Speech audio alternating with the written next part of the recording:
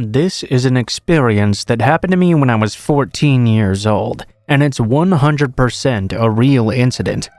This was 2 years back or so, but thinking about it still gives me goosebumps to this day. It was about 10 o'clock at night, and I was on my computer studying.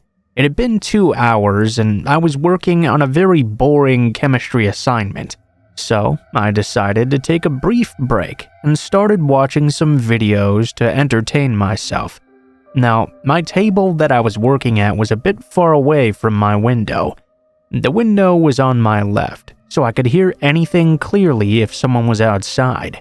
As I was sitting there watching my videos, briefly, I thought I could hear a footstep coming from out there.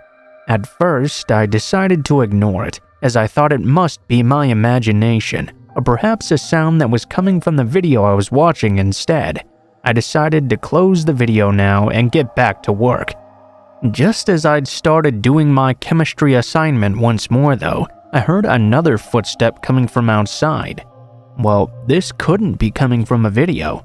I ignored this one too, but after a few minutes, I heard a small and clear laugh, and yet more footsteps. This time it was loud, nearby and clear. I was sure it had come from outside my window. I walked over and tried to look outside. I couldn't see anyone out there in the darkness, and it seemed pretty empty. Still though, I decided to tell my father it was freaking me out. I went straight to my father's study and told him. Of course, he didn't believe me. He said I was just being paranoid and misinterpreting sounds from my computer, but I was sure it was not my computer or my phone. I insisted to my father that he go and investigate even just briefly. With great reluctance, he finally agreed. He grabbed a torch and went outside. After quite a bit of time, he came back in and told me our neighbor was just doing work in his garage, and that must have been the sounds I was hearing. I didn't believe him though. That didn't explain the laugh I'd heard, and it didn't sound like the things I was hearing either. Still though, it seemed to be done now, so I decided to call it a day. I went back and finished up all my work on my computer. It was now around 12 a.m. I decided to finally get some sleep. Surprisingly, I didn't really hear anything else. I was beginning to think it must have been my imagination, perhaps a hallucination from overworking or something. I went to sleep after brushing my teeth. Usually I'm a very heavy sleeper, but for some reason that night I was having a lot of trouble sleeping.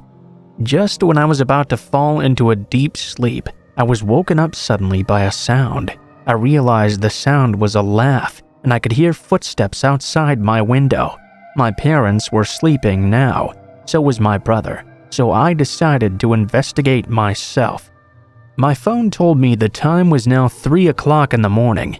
Everything was so dark I could barely see anything. Unlike my table, my bed was right next to the window, so all I had to do was look out of it. I took my phone out and switched on the light. Everything seemed to be okay until I shined it at my window. What I saw gives me goosebumps to this day. Standing outside, with her face pressed against the window, was a woman standing there, her face completely covered in blood. Her eyes were extremely bloodshot as well, and it seemed like her mouth was full of sharp teeth or something. She was standing there laughing. I screamed, and the woman ducked out of sight. My parents came over and asked what was wrong. I told them what happened, but they didn't believe me at all. They told me it was still just my imagination, but I was absolutely sure I had seen her. My father checked outside and didn't find anything. Finally, they managed to convince me to just go asleep and assume it was a bad dream. The next morning, as my cousin and my brother were playing outside though, they discovered a white cloth that had not been there before and a photograph of a woman in front of my window. When they showed it to me, I was extremely scared. It was the very same woman I'd seen that night. I don't know who she was or why she did that, but I never saw her again after either.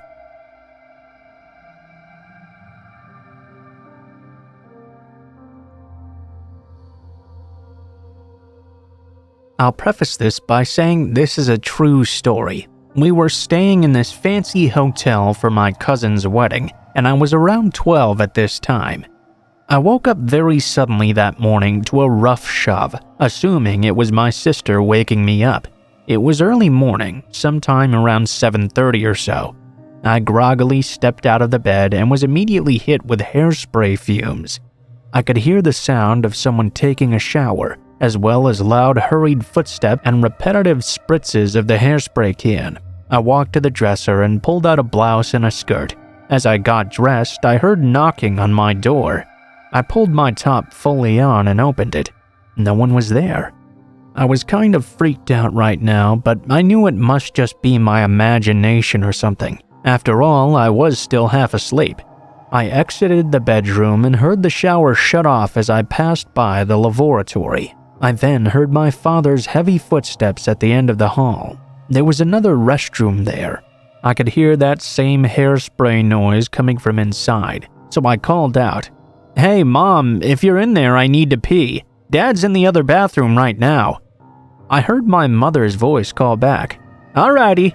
It was definitely her voice, but that was not something she would ever reply with. I rolled my eyes though and walked away. I figured I should go wake my granddad, as I heard heavy snores coming from the room that he was sharing with my parents. In fact, I wondered why my parents hadn't woken him up yet. When I opened the door though, I was extremely startled to find that the room was empty. Just then, the noises and smell of hairspray stopped as well. I ran downstairs, only to see that everyone else was already eating breakfast.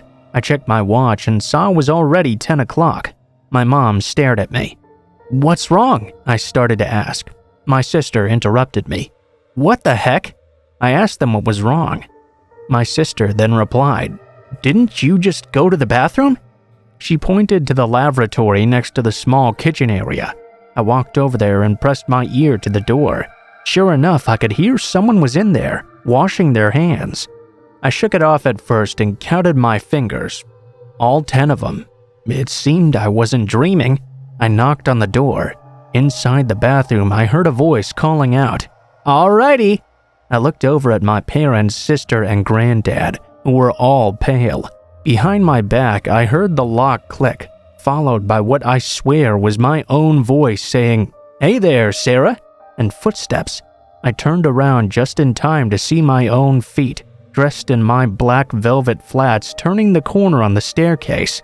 At least, that's what it seemed. I felt paralyzed with fear, and goosebumps crept up my back immediately. I wasn't able to move for about a minute before I told my family about what happened a few moments ago. My sister told me that yesterday when she woke up, I wasn't in my bed, but she heard noises coming from the bathroom as well. When she went there, she saw someone that looked like me walking down the hall in my pajamas. She called out to me, but they just kept walking. Well, when she went back to my room, she could see I was still sound asleep in my bed. She freaked out and didn't tell anyone. Fast forward to 2 years later, my cousin now has a 6-month-old baby, and we're talking to each other over tea. Well, I shared with my cousin that story about what happened to me and my sister, and she immediately froze. "What, you mean that happened to you too?" I felt goosebumps return to my arms and legs. She then told me she had woken up and walked downstairs, only to see someone who looked like her husband sitting at the table eating cereal. He greeted her like normal and then said he was going to get something from upstairs. Well, it was taking him quite some time. Eventually, she felt concerned and went to check on him, only to find he was still fast asleep in his pajamas.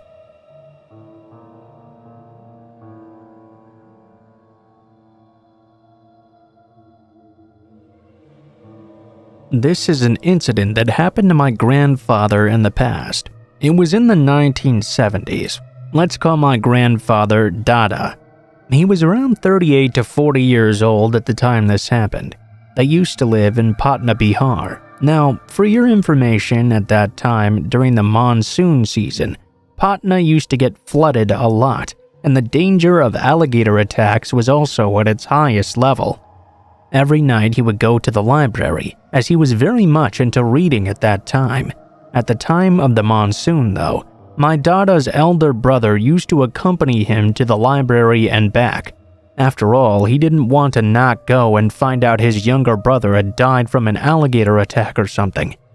One day, they heard the rumor of a woman who practiced witchcraft roaming all around the city naked in the open air, killing humans for fun and dancing on their dead bodies.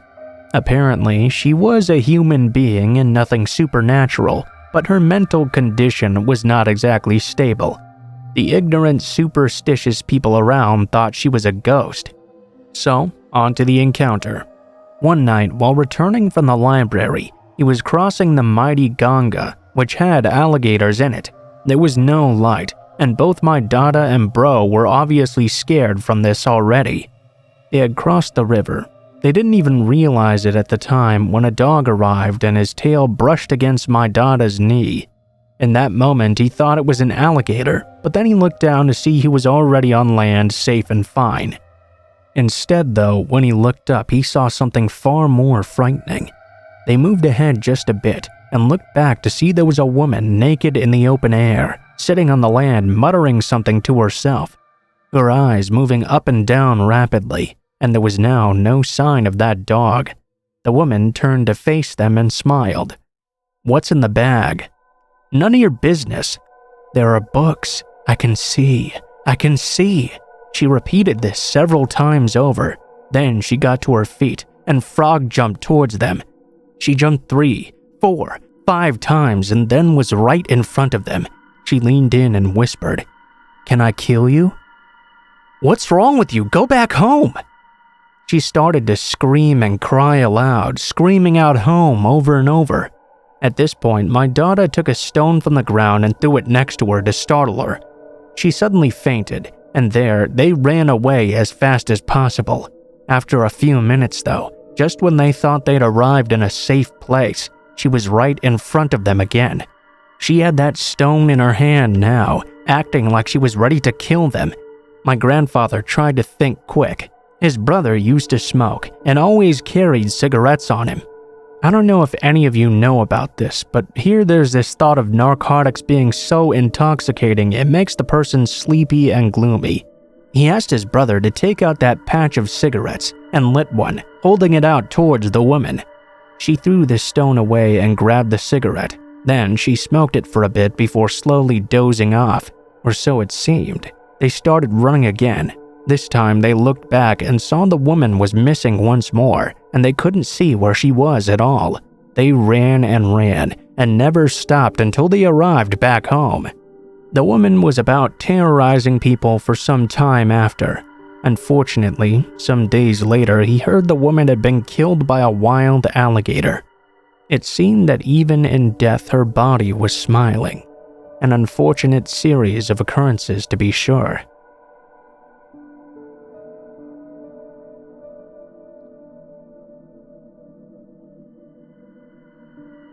Alright, so a scary situation. I've had a few of those in my life, but right now one thing in particular comes to mind. I was working in a nursing home as a CNA, or Certified Nurse's Aide. Most of the residents there were elderly, but there was one man there who was in his mid-40s or so. He had complications from diabetes, but I don't know if he was there just for some type of rehab or perhaps a permanent resident. What I do know is that he was mean as all get out. All the CNAs were warned to be very wary of him. He had this bad habit of peeing in his trash can and exposing himself to all the female CNAs. Well, of course, I was working on this man's wing. I was going about my rounds when I came over to his room. I took a deep breath and put on this huge smile, then walked inside. He was just sitting there on his bed. I spoke to him in a light-hearted manner, telling him it was such a beautiful day outside. I would come back and take him to the porch later if he'd like me to. The man never said a single word. Instead, he just scowled at me. I managed to convince him to sit down in a chair and got his sheets changed. The room was straightened out as well, and I cautiously took the trash bag from his trash can, which of course was full of piss. I set the dirty linens in the trash bag outside his door, and he went back over to his bed. I went into the restroom to empty that trash as well, when suddenly there he was in the bathroom with me. I was startled. Even though I had thought I was being careful around this guy, he moved faster than lightning. He was very strong for a sick guy as well. Immediately he was on me, grabbing at my clothing. His one arm wrapped firmly around me so I could not escape at all. He wasn't a big guy, but he was very strong. I felt a panic begin to rise in me as I realized he'd now closed his door. His pants were pulled partway down. I was sure something horrible was going to happen to me right now in this bathroom, in this damn cursed nursing home. I don't know how, but somehow I managed to grab the string that hung near the toilet that connected to the emergency light. You see, there's a light above each door. You pull the string in the bathroom and the light would blink red on and off, just in case someone falls down or something. Thank God someone noticed the blinking light and came racing into the room. A male CNA then rushed in. Between the three of us, we managed to get the resident off of me. He had torn my top and ripped off a couple of buttons, but thankfully no other harm was done. I was pretty damn shaken up, and from then on, management required 2 CNAs to be together at all times when doing rounds in his room. I hate to think what would have happened if not for that blinking red light outside his door.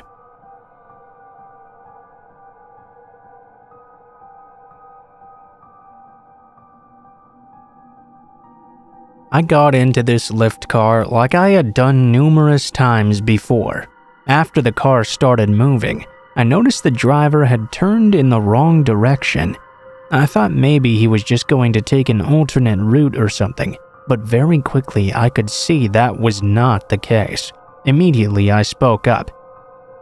Excuse me, sir, but I think you're going the wrong way." He replied almost immediately, "Oh, really? I'm sorry, my GPS is just so messed up." He poked around at the smartphone attached to his dashboard, which I now noticed was off. And that's when the "oh shit, this is how you die" feeling kicked in. I was sitting in the passenger seat, so I tried to act as calm and discreet as possible. I reached into my bag to make sure my phone and keys were in reach. As nonchalantly as possible, I said, "Oh, that's no problem. Just make a right here and take Main Street back towards Pleasant City." He argued with me briefly, but then turned in the right direction. I sighed with relief. Perhaps the danger had just been in my head. Then he spoke up again. "You seem like a decent, morally upright young woman, Sammy. Can I ask you for some advice about a problem I'm having?" I stiffened in my seat immediately but nodded. What else was there to say? He proceeded to tell me about this relative he was worried about, who was involved with prostitution. This bitch needed his help, and all he wanted in the world was to save her, but she refused to tell him her address. What a shocker, I know. "If only I knew her address. I don't care what she says. I'd go there and kidnap her for her own good."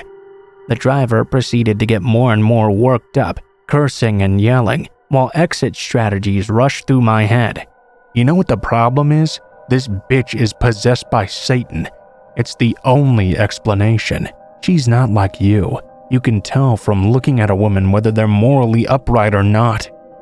He looked meaningfully at me, while I shrunk away. I was glad at least at that moment that there was no sign on my head reading "proud sex worker," which I am. Fixing his gaze directly at me while driving, he posed a question. I felt at that moment my response would determine his next course of action. "Sammy, is it so wrong for me to want to help this girl?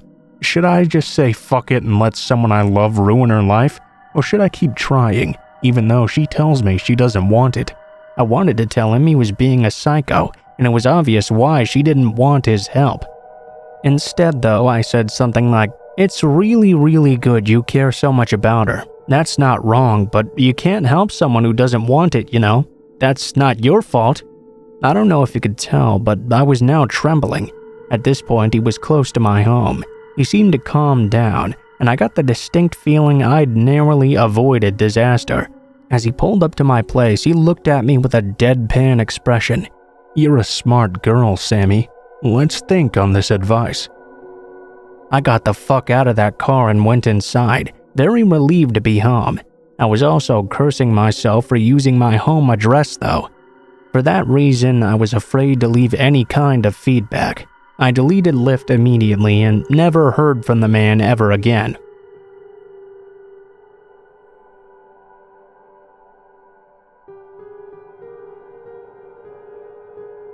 It was August 1st, 2004, at around 2 a.m. or so. I was with a friend and we had been visiting my family. We went to one of those all-night diners to have some coffee and pie afterward. My truck was parked at his house about an hour away, and we were headed back so I could get to it and go home. We were on I-10 in Louisiana, just outside of New Orleans. We noticed that a car was now tailgating us, with their brights on as well. That was quite odd, but neither of us really thought anything of it. We were getting off at the next exit anyway. We left the interstate and pulled onto the highway. That car followed us though, and started to pass on my side, the passenger side. My friend turned left to go to his house. At this point, nothing seemed amiss. When my friend made the turn though, the car immediately whipped in behind him. Well now, that was a little bit strange. Then it pulled up on the driver's side this time and slowed down to match our pace. Immediately, I thought, something's not right here. I leaned over to look at the car and told my friend, "We need to get away, this doesn't look good." My friend was not fast enough. Before the words had fully come out of my mouth, the passenger window slid down and a gun appeared over the top. The man started shooting into our car. My friend pushed me onto the floorboard while he tried to get away. I told him he couldn't outrun the car, not in the tracker, so he slammed on the brakes. The car pulled in front of us at an angle. I peeked over the dash, only to see the man had gotten out and was now walking towards our car, arm extended, shooting and shooting and shooting. My friend got the tracker in reverse and floored it out of there. We flagged down a police officer, and in about 5 minutes the entire place was crawling with police. My friend had been shot twice, once in the arm and once in the side. I had not been hit at all. While I was standing there with my friend as the paramedics tended to him, one of the officers asked me if I was hit. I told him no, but he insisted that I must be. He wanted me to get checked out by EMS because there was no way I could have been missed. I showed him I was fine though, and he brought me over to the car. He showed me the inside of the passenger door. It was full of bullet holes. He even showed me a bullet hole stuck in the back of my seat. There were also holes that went completely through the entire console. He looked at me. "I just want to confirm, you said you were on the floorboard here the entire time." I said, "Yes, sir." "You understand what that means, right? Those bullets would have had to pass through you to end up where they did. It's impossible for them to have missed you. I don't know what happened, but surely your guardian angel was working overtime tonight." He was absolutely right. Why? Why would someone do this? It was one of the scariest times of my life. But I did get some answers as to why this had happened. Why that guy picked us, though, I'll never know. While the guy was shooting, I kept on asking my friend, why is he doing this? He kept on saying, I don't know. I admit, though, now in hindsight, I did think that maybe he had made someone angry or perhaps been involved in something shady. It turned out that wasn't really the case, though. They did catch the guys in the end. There were 7 guys in 2 separate cars. The other group had went to a nearby random apartment complex and shot the entire thing up. The 3 guys in the car that targeted us were apparently headed over there when they saw us and decided we would be easy targets.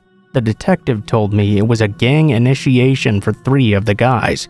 Yes, they were all caught, arrested, and prosecuted. They were the only ones shooting, but they had a bunch of loaded guns with them, which explains why the guy who came after us seemed to have an unlimited supply of bullets.